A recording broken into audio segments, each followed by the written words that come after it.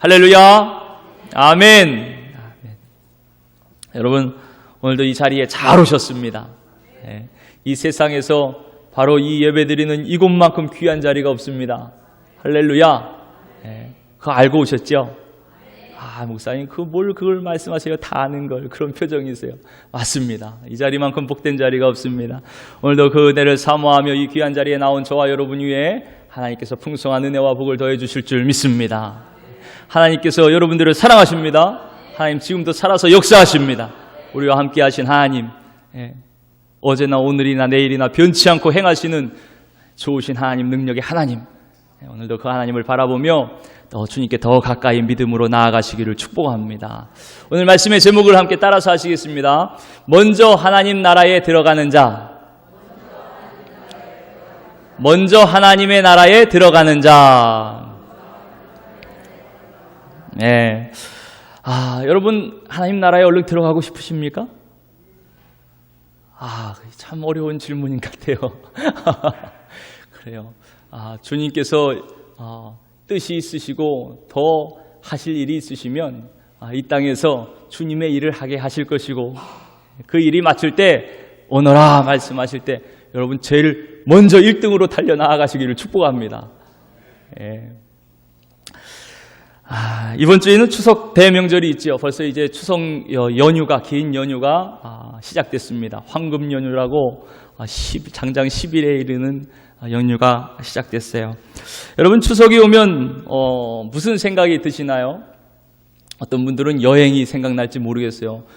뉴스에 보니까 인천공항에 그 출국 여행 떠나는 사람들이 최대 인파라, 명절 최대 인파가 모였다, 그런 이야기들을 하더라고요. 또 어떤 분들은 고향 생각나고, 또 돌아가신 어머니, 아버지, 부모님이 생각나기도 하고, 또 예전에 어린 고향 친구들, 또 예전에 있었던 그런 많은 일들이 생각나기도 할 것입니다. 또 어떤 분들은 또 한 해가 지났구나, 그죠? 한 해가 또 지났구나, 그런 생각을 하시는 분도 계시겠죠. 한 해의 결실을 거둬들이면서 여러분, 무엇보다 올 한 해를 지켜주신 하나님, 우리를 구원하신 하나님, 풍성히 채워주신 그 하나님의 은혜와 복을 기억하고 감사하시기를 축복합니다. 우리가 먼저 기억할 것은 하나님, 우리를 구원하신 하나님의 은혜지요. 또 한 해 동안 우리를 지켜주시고 인도하신 주님의 손길입니다. 오늘 예배가 그런 하나님의 구원의 은혜와 우리의 모든 일상으로 하나님께 감사하며 예배드리는 그런 복된 시간이 되시기를 주님의 이름으로 축복합니다. 여러분, 우리가 지난 시간에요, 우리의 능력이나 어떤 공과에 상관없이 무조건적인 은혜를 베풀어 주시는 하나님의 마음, 그 마음을 우리가 살펴보았습니다. 포도원에 일하러 아침 일찍 들어간 사람, 그 사람뿐만이 아니고요, 1시간밖에 남겨놓지 않고 오후 5시에 들어간 그 사람에게도요, 주인은 온전한 품값을 주시기를 원하시고 기뻐하셨어요. 그것이 바로 내 뜻이라, 그렇게 말씀하셨어요. 하나님의 은혜는 이렇게 맨 마지막 나중에 들어간 자에게도 풍성한 것입니다. 이 세상 사람들은요, 능력과 성과를 따져가지고 평가하고 대우하지요. 하지만 하나님은 그저 품꾼 하나하나 그 존재 자체로 인해서 소중히 여기시고 또 은혜를 베풀어 주시는 것입니다. 그렇게 저와 여러분들이요, 하나님의 은혜로 맨 나중에 들어간 자가 된 것이에요. 그렇게 천국의 백성이 된 줄 믿습니다. 그렇게 하나님의 넘치는 은혜를 받은 자들이 된 것이에요. 우리가 뭐 자랑할 것이 있겠습니까? 우리가 뭐 내세울 것이 있겠어요? 그럼에도 불구하고 하나님은 우리를 거저 받아주신 것입니다. 사랑으로 거저 용서하시고 품어주셨어요. 그리고 큰 구원의 은혜를 베풀어 주셨습니다. 자랑할 건 둘째치고요, 우리는 지은 죄로 인해서 죽어 마땅한 자들이죠. 죽는 것이 당연한 우리들임에도 불구하고 우리를 먼저 찾아와 주셔서 우리의 죄를 용서하시고 예수 그리스도 그 십자가 은혜와 사랑에 의해서 하나님의 자녀요, 천국 백성이 되게 하신 줄 믿으시기를 바랍니다. 이것이 정말 놀라운 은혜입니다. 값없이 받은 하나님의 놀라운 선물입니다. 그런데 오늘 말씀에 보니까요, 맨 마지막 그 1시간 전에 들어온 일꾼에게 그 하루치의 온전한 품삯을 주었던 것보다 더 충격적인 말씀, 충격적인 사건이 기록되고 있습니다. 소위 아침부터 부름을 받았다고 자부하던 이 대제사장들, 종교 지도자들, 백성의 장로들, 서기관들, 당대 최고의 성직자들이죠. 근데 그 사람들보다 죄인 중에 죄인인 세리와 창녀들이요 하나님 나라에 먼저 들어갈 것이다. 이런 말씀을 하시는 거예요. 여러분, 얼마나 충격적인 말씀입니까? 예를 들어 지금 동성애 문제로 교회가 아주 촉각을 곤두세우고 있지 않습니까? 그런데 만약 주님이요 교회 성직자, 목사보다 큰 교회 성직자보다 동성애자가 천국에 먼저 들어갈 것이다, 만약에 그렇게 말씀하셨다고 생각해 보세요. 그러면 여러분 이거 받아들일 수가 있으시겠어요? 대체 목사님이 지금 무슨 말씀을 하시는 거냐? 지금 당장 마음속에 좀 부담, 거부감이 올 수 있습니다. 부담스러운 말씀으로 바로 다가오지요. 정말 충격적인 선언을 주님께서 하시는 것이거든요. 대체 예수님께서 왜 이런 말씀을 하신 걸까요? 그 의미가 대체 무엇일까요? 여러분, 그걸 알기 위해서는요, 먼저 오늘 본문의 말씀이 있게 된 배경을 좀 살펴봐야 됩니다. 본문은 예수님께서 예루살렘 성전에 들어가신 이후에 벌어진 사건, 그 사건을 배경으로 하는 거예요. 그러니까 예수님께서 마지막 십자가 지시기 위해서 예루살렘으로 가시거든요. 그러니까 이 마지막 이 예수님의 이 십자가 지시기 직전의 사건이라고 볼 수가 있죠. 예루살렘 성전에 들어가신 예수님께서요, 성전에서 매매하는 자들, 그 사람들을 무섭게 다 쫓아내십니다. 비둘기 파는 자의 상을 다 들러 엎으시고요, 그 의자를 다 엎으시는 거예요. 그리고는 이렇게 말씀하십니다. 우리 그 전 13절 말씀을 함께 읽겠습니다. 13절 말씀 시작. 그들에게 이르시되 기록된 바 내 집은 기도하는 집이라 일컬음을 받으리라 하였거늘 너희는 강도의 소굴을 만드는도다 하시니라. 아멘. 예수님께서 이 성전을 내 집이라고 그렇게 말씀하시면서 이 집은 기도하는 집이다, 만민이 기도하는 집이다. 그런데 너희가 이 기도하는 집을 강도의 소굴로 만들었다, 그렇게 무섭게 책망하시는 거예요. 여러분, 이 말씀이 얼마나 심각한 말씀인지 아십니까? 지금 성전을 맡아서 책임지고 있는 자들이 누구예요? 그들은 바로 제사장들이죠. 특별히 이제 그 책임자가 대제사장이고 서기관들이나 그런 종교 지도자들입니다. 그러니까 지금 강도의 소굴을 만들었다, 그렇게 책망하는 강도의 소굴을 만든 자가 누구냐? 대제사장인 거예요. 제사장들이고 서기관들인 것입니다. 당시 최고의 권위와 권력을 가지고 사람들의 존경을 받고 있던 바로 그들, 제사장들, 종교 지도자들, 그들이 바로 거룩한 하나님의 성전, 만민이 기도하는 그 집을 강도의 소굴이 되게 했다는 것입니다. 어떻게 그 이야기를 받아들일 수가 있겠어요, 그들이요? 당시 예루살렘 성전의 대제사장들과 이 장사꾼들은요, 이미 서로 돈을 매개로 손을 붙잡고 있었습니다. 오늘날로 얘기하면 정경유착이라 그러죠. 한통속이 되어 있었어요. 고위 성직자들은 그 장사꾼들한테 뒷돈을 받는 겁니다. 뒷돈을 두둑히 받고 성전에다가 장사할 수 있도록 허가를 내주는 거예요. 장을 아예 열어주는 거예요. 그리고 그들이 파는 재물만 성전의 희생 제물로 허용을 하는 겁니다. 다른 거 인정 안 하는 거예요. 그들이 파는 그 제물만 인정하는 겁니다. 성전에서 장사하는 그들은요, 그러니까 제값을 안 받아요. 아주 비싸게 제물을 팝니다. 그래도 할 수 없이 제사를 드리기 위해서는 와가지고 그 제물을 사야 되는 거예요. 그러니 그 장사꾼들은 많은 이속을 얻고 거기에서 또 일부를 떼어서 제사장들, 대제사장에게 주면서 그렇게 제사장들은 부를 얻고 장사하는 사람들도 그렇게 제사장들의 권력과 권위를 힘입어서 점점 사업을 확장해 나갔겠죠. 그렇게 한통속이 되어 있었어요. 물질을 탐하는 데 있어서 서로가 서로를 지지하며 부를 채우고 권력을 채우고 자기의 기득권을 유지하는데 그렇게 성전에서 강도의 소고를 만들며 하나님의 거룩한 집을 더럽히고 있던 자들이 바로 이 종교 지도자들과 창사꾼들이었던 것이에요. 그러니 예수님이 이들을 향하여 무섭게 책망하시고 내쫓으시는 겁니다. 심지어 이 성전을 다 헐어버려라 말씀하시요. 이 성전을 헐라 내가 4일 만에 다시 세우겠다. 그렇게까지 말씀을 하시는 겁니다. 성전을 기반으로 하고 있던 이 제사장들과 서기관들, 유대 장로들, 그들은 예수님의 이 말씀이 비단 저 장사꾼들에게 하는 얘기가 아니고 바로 우리에게 하는 거구나. 나에게 하는 거구나. 자신에 대한 심각한 모욕과 도전으로 받아들였던 것입니다. 뿐만 아니라 오늘 본문 23절 말씀에 보니까요. 예수님께서 성전에 들어가셔서 백성들에게 가르치십니다. 그 예루살렘 성전은 유대교를 대표하는 장소지요. 아무나 가르칠 수 있는 곳이 아닙니다. 특히 이 갈릴리 시골에서 올라온 청년이요. 누구의 허락도 받지 않은 거예요. 대제사장의 공인을 받은 것도 아닙니다. 근데 함부로 성전에서 말씀을 선포하면서요. 성전의 지배체제의 근간을 흔들고 있는 것이에요. 그들이 소중히 여겼던 성전의 권위를요. 무너뜨린다고 그들은 생각을 했습니다. 그래서 예수님께 나와 이렇게 따집니다. 23절에 보니까 내가 대체 무슨 권위로 이런 일을 하느냐? 네가 또 이 권위, 이렇게 행하는 이 권위를 누가 너에게 줬느냐? 누구 허락받고 이렇게 함부로 성전에서 가르치고 하는 거냐?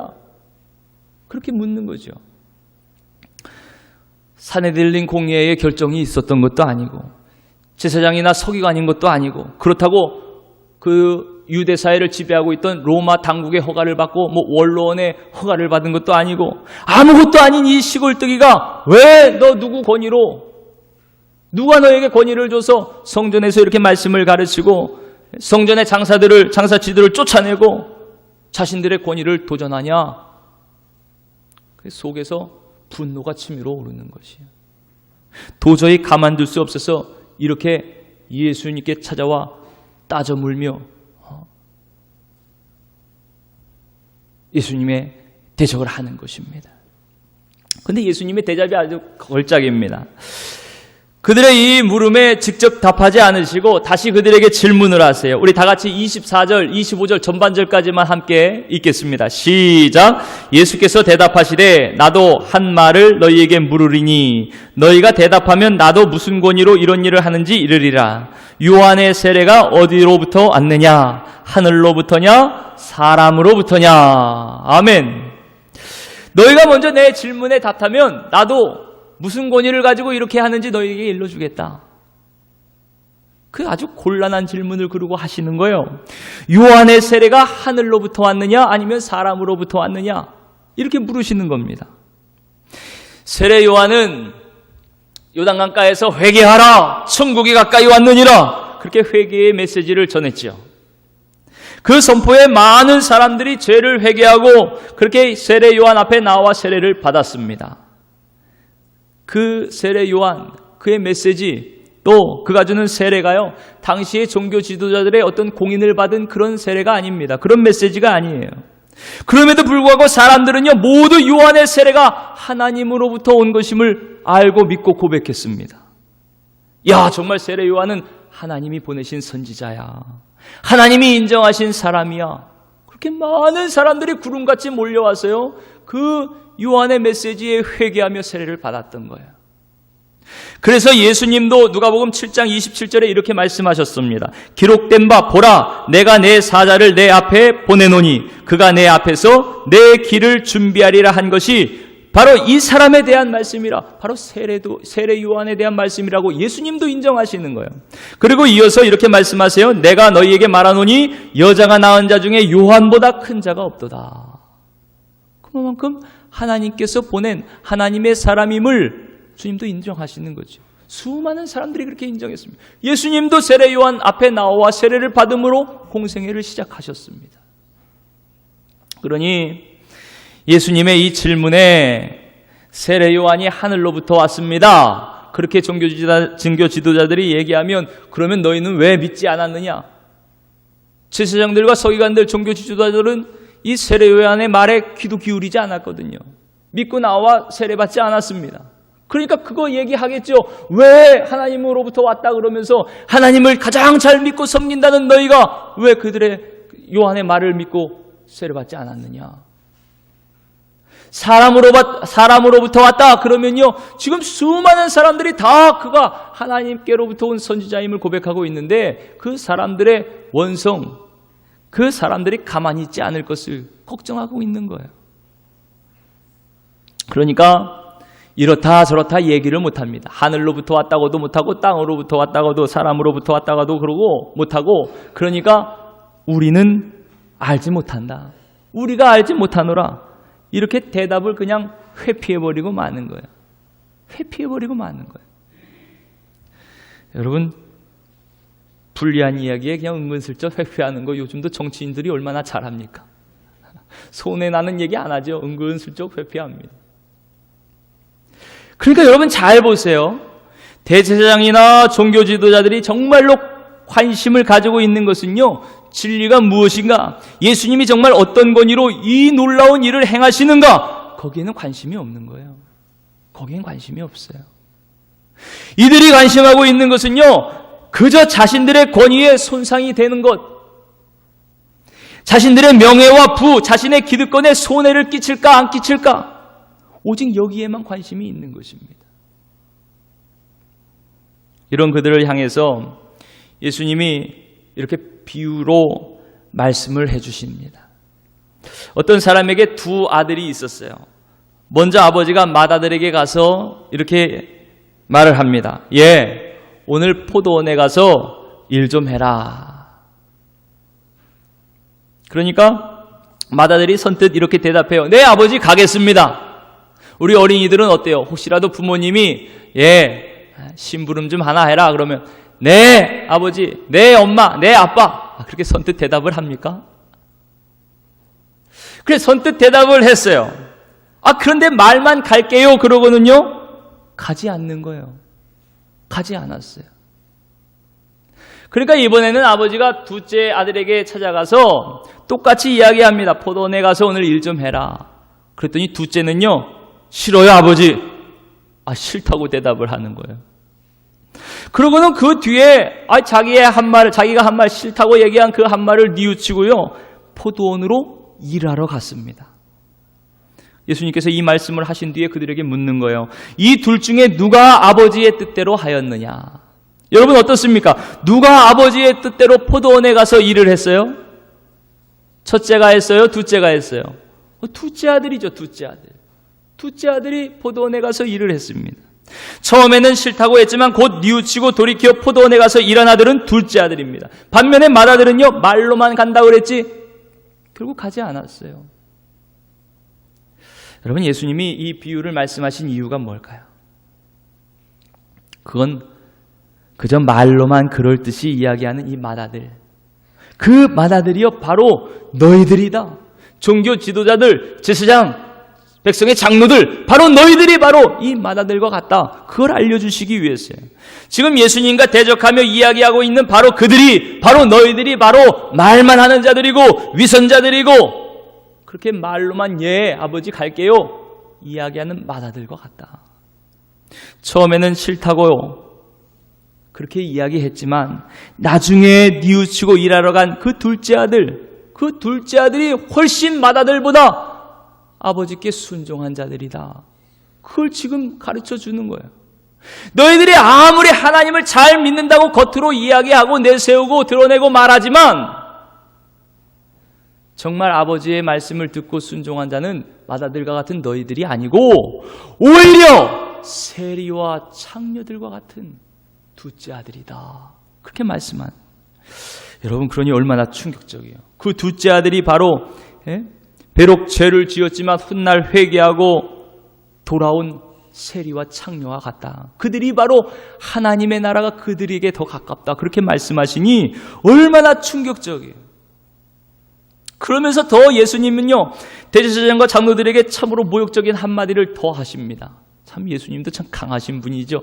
끝장을 보시는 분 같아요. 끝장을 보시는. 아주 교만한 자들에게는 아주 그냥 끝장을 보시는 분. 우리 다 같이 32절 말씀을 함께 읽겠습니다. 32절 시작. 요한이 의의 도로 너희에게 왔거늘 너희는 그를 믿지 아니하였으되 세리와 창녀는 믿었으며 너희는 이것을 보고도 끝내 뉘우쳐 믿지 아니하였도다. 아멘. 여러분, 우리가 지금 쉽게 세리와 창녀를 얘기하지만 이 당시의 세리와 창녀들이 어떤 자들입니까? 세리는 같은 동족, 같은 민족의 세금을 더 걷어서 로마에게 정해진 세금을 바치고 나머지는 자기의 주머니에 그렇게 착복을 했던, 그 당시에는요, 허가받은 도둑놈 그러면 세리였어요. 허가받은 도둑놈. 그러니까 마음껏 누가 뭐라고 안 그러는 거예요. 로마에서 뭐라고 탓하지 않는 거예요. 마음껏 그렇게 세금을 걷어들여서 자기의 주머니를 채우던 자들이 바로 세리들이었습니다. 창녀들은 말할 것도 없죠. 몸을 팔아 백성들을 음탕하게 그렇게 유혹했던 자들이지요. 이들은 유대 사회에서요, 사람 취급도 받지 못했던 자들입니다. 죄인 중에 가장 추하고 그렇게 비난을 받던 자들이 바로 세리와 창녀들이에요. 유대인들은요, 그들과 상종도 하지 않았습니다. 그런 죄인들이 바로 이들입니다. 그런데도 주님은요, 그들의 믿음을 더 인정해 주시는 거예요. 실제로 예수님은 세리와 창녀들을 찾아가서요, 그들을 제자로 불러주셨습니다. 마태, 예수님의 제자 마태가 바로 세리죠. 예수님을 믿고 변화된 삭개오가 바로 세리들 중에 세리장입니다. 세리장. 창녀와 같이 여겼던 막달라 마리아, 그녀를 예수님은 용서하시고 사랑하셨죠. 간음한 여인도 주님은 용서해 주셨습니다. 그들은 예수님을 믿고 다 새 사람이 되었어요. 뉘우치고 돌아와 하나님의 백성이 되었던 것입니다. 사랑하는 성도 여러분, 예수님께서 물론 지금 이 비유의 말씀을 하시는 것은 누구를 더 의롭다고 그렇게 칭찬하시기 위해서는 아닙니다. 대제사장이나 세리나 창녀나 다 죄인에 불과해요. 완전한 인간이 누가 있겠습니까? 다 죄인입니다. 이 비유에 나오는 두 아들도요, 모두 아버지의 마음에 꼭 맞지는 않습니다. 아예 처음부터 아버지가 그렇게 말씀하실 때, 네 아버지 가서 일할게요, 그리고 실제 가서 순종했다면요, 얼마나 좋았을까요? 저와 여러분들이 그런 자녀들이 되시기를 축복합니다.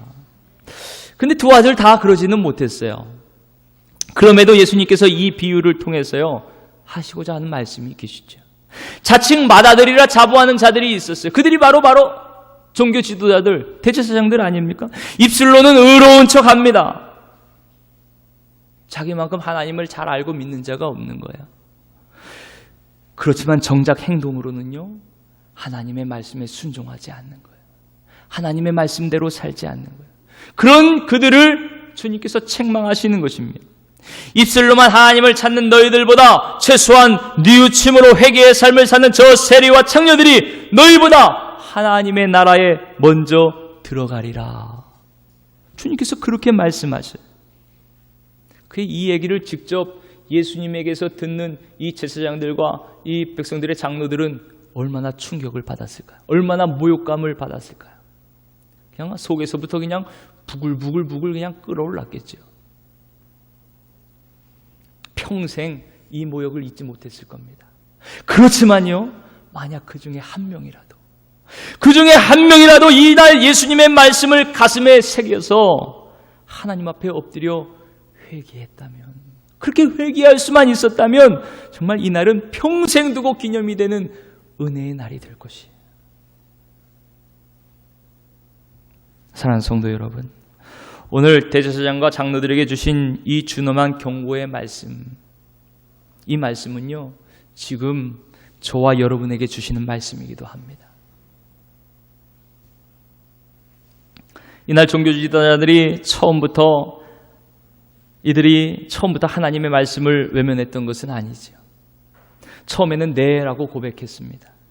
마치 우리가 예수님을 처음 믿었을 때요, 주님의 그 십자가 은혜를 기억하고 그 은혜에 감격하면서 이제는 정말 주님의 말씀대로 순종하며 살겠습니다. 참된 믿음을 가진 하나님의 자녀가 되겠습니다. 그렇게 고백하고 다짐했던 것처럼요, 그들도 처음에는 아멘 했습니다. 네, 갈게요. 그렇게 대답했어요. 그런데 언젠가부터 이 고백과 다짐이 잊혀져 가기 시작했어요. 예수님을 믿고 구원받은 그 사랑과 감사, 그 감격과 다짐이요 서서히 식어져 가기 시작했습니다. 왜 식어져 갔을까요? 언제부터 이들은 하나님의 말씀에 입술로는 아멘 하지만 실제로는 순종하지 못하고 하나님의 말씀을 쉽게 무시하게 되었습니다. 언제부터 대체 이렇게 되었을까요? 그들이 성전을 통해서 권력과 지위, 존경을 얻고 부를 얻고 그런 자기의 안위와 자기를 높이고 자랑하고 그런 일에 집착하면서 하나님의 말씀보다는 자기를 세우고 자기를 지키는 그 일에 점점 집중하면서부터 하나님께로부터 점점 멀어지지 않았겠습니까? 그들은 자신들의 권위와 안락에 집착하는 동안 그렇게 자연스럽게 하나님을 잊혀져 가기 시작했습니다. 하나님을 잊으면 잊을수록 더 화려하고 그럴듯한 외형을 꾸미기 시작했어요. 겉으로는 믿음이 좋은 것처럼 포장하기 시작합니다. 하나님이 주신 율법으로 자신들의 권위를 합리화하기에 급급합니다. 사람들을 올가매고 정죄할 율법의 조항들을 더 치밀하게 만들어냅니다. 봉헌된 재물, 그 재물을 바라보면서 그 재물의 양에 더 신경을 쓰기 시작합니다. 겉으로 보여지는 것, 겉으로 드러나는 것, 거기에 점점 더 마음이 쓰여지는 거예요. 어느덧 순종이 있어야 할 그 자리에 권위만 남아 있어요. 그들은 그 권위로 영적인 장자, 우리가 바로 영적인 장자다 스스로 자처하면서 다른 사람들을 심판하고 정죄하기 시작합니다. 그런 그들에게 광야에서 외치는 그 요한의 외침은요, 귀에 들어올 리가 없죠. 그 초라한 요한의 외침 들려오지 않습니다.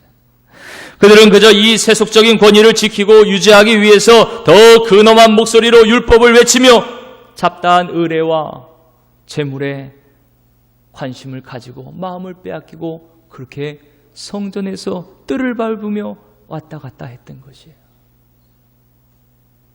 사랑하는 성도 여러분, 이 얘기는 그저 당시에 그들의 상황을 얘기하는 것만이 아닙니다.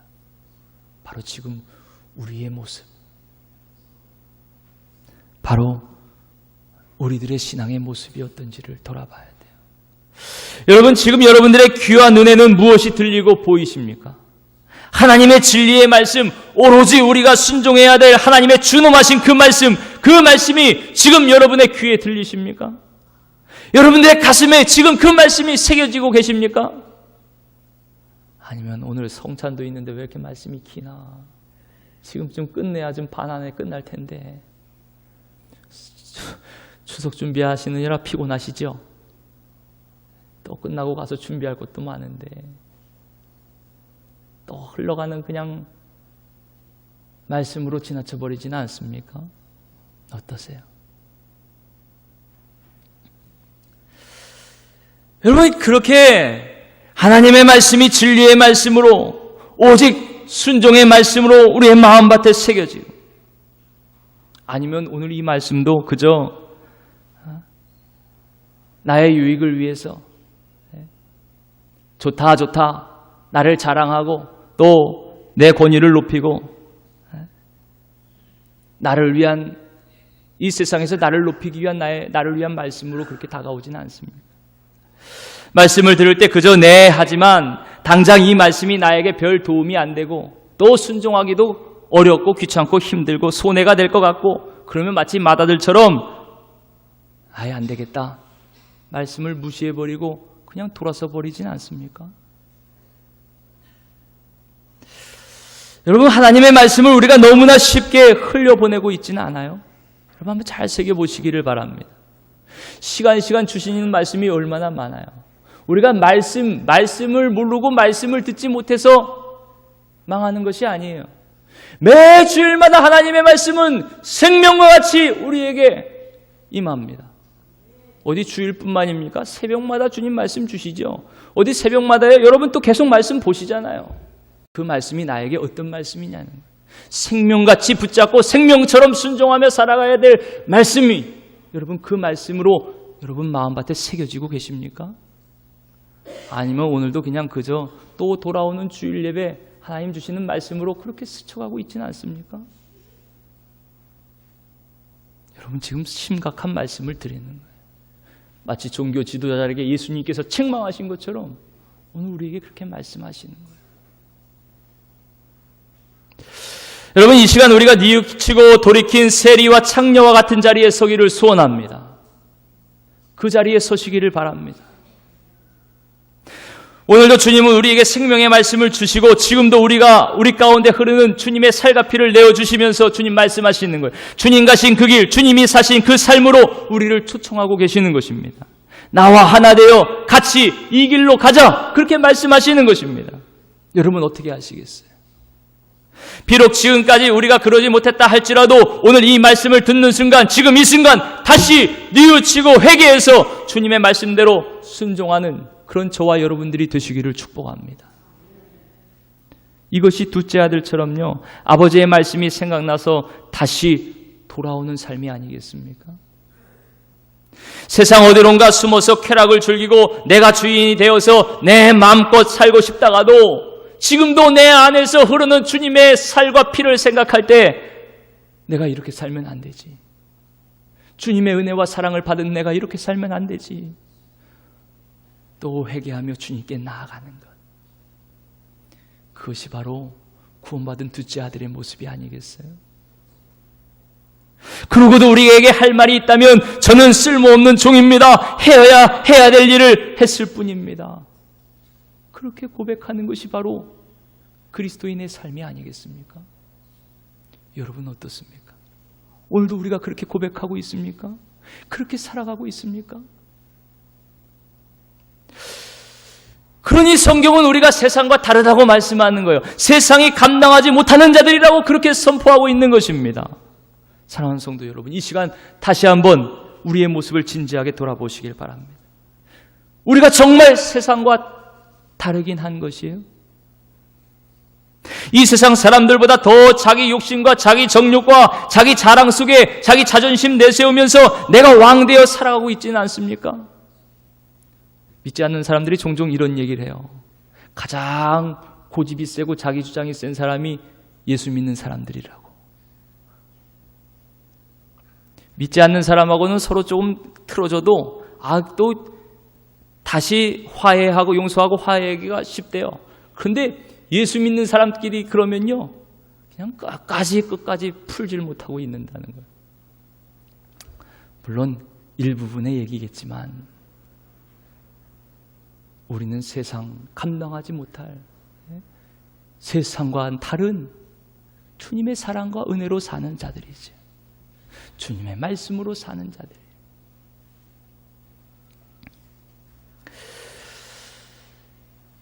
세리와 창녀들이 너희보다 먼저 하나님의 나라에 들어가리라. 이렇게 말씀하신 이 말씀이 혹시라도 말로만 믿는 척하고 말로만 의로운 척하고 말로만 겸손한 척하는 우리를 향한 주님의 경고가 아니겠어요? 이 시간 우리가 진실하게 가슴을 치면서요 정말 하나님 앞에 엎드려 회개의 눈물을 흘리는 그런 시간이 되시기를 바랍니다. 주님의 말씀에 순종하지 못한 것을 용서해 주시옵소서. 마치 잎만 무성하고 열매가 없었던 무화과처럼 우리의 신앙이 겉으로만 입술로만 소란스러웠습니다. 믿음의 열매, 순종의 열매는 맺지 못하는 불신앙, 그 불신앙의 사람이 바로 나였습니다. 주님 이런 나를 용서해 주시옵소서. 이제 다시 돌이켜 순종의 삶을 살기를 원합니다. 하나님의 말씀대로 순종하며 이 세상의 빛과 소금 되어서 하나님 기뻐하시는 의의 열매를 맺기를 원합니다. 주님 도와주시옵소서. 성령이 끝까지 믿음으로 순종할 수 있는 새 힘을 허락해 주시옵소서. 간절히 사모하는 마음으로 그렇게 주님 앞에 나아가는 저와 여러분 되시길 바랍니다. 여러분 이것이 바로 하나님 나라에 합당한 사람 아니겠습니까? 이런 사람이 천국에 합당한 사람이에요. 자기 세계를 완고하게 구축하고 그 안에서 스스로 왕이 되어서 살아가는 그런 사람이 아니고 예수님의 말씀에 세리나 창녀들처럼 돌이켜 회개하며 주님 회개하라는 이 말씀에 아멘! 내가 바로 죄인입니다. 가던 길 잘못된 길을 멈추어 서서 돌이켜 주님 앞에 두 손 들고 나옵니다. 주님밖에 없어서 주님 앞에 나아갑니다. 이 못난 나를 받아주시옵소서. 그렇게 주님 앞에 돌이켜 나아가는 자에게 하나님의 나라가 활짝 열려 있는 것입니다. 그래서 천국은 의인이 들어가는 의인의 나라가 아니고 뉘우치고 회개하는 죄인들이 들어가는 나라지요. 죄인을 불러 회개시키러 오신 분, 그분이 바로 예수님이십니다. 회개할 것이 아무것도 없이 나는 의롭다 거들먹거리며 고개를 들는 그들은 천국의 주인공이 될 수가 없는 것이에요. 헤아릴 수 없는 죄를 가슴 아파하면서 가슴을 치면서 뉘우쳐 회개하며 주님께 나아오는 세리와 창녀 같은 바로 그들이 바로 천국의 주인공이 되는 줄 믿으시기를 축복합니다. 사랑하는 성도 여러분, 이 시간도 하나님의 아들이시고 하나님의 말씀 그 자체이신 예수님께서 당신의 살과 피를 다 내어주시며 우리에게 말씀하십니다. 내 살을 먹고 내 피를 마셔라. 이 말씀은 곧 주님의 말씀, 주님의 삶에 우리를 초청하는 거예요. 그래 이제 나와 하나 되어 오직 나만 믿고 오직 말씀을 따라 나와 함께 영원히 동행하자. 주님 그렇게 우리를 부르시는 것이에요. 오늘 우리에게 하시는 이 주님의 말씀에 저와 여러분들이 처음부터 아멘, 네 주님 그리하겠습니다 그렇게 대답하실 뿐만 아니고 그 대답하신 대로 주님의 말씀대로 순종하며 살아가는 하나님의 자녀들이 되시기를 주님의 이름으로 축원합니다.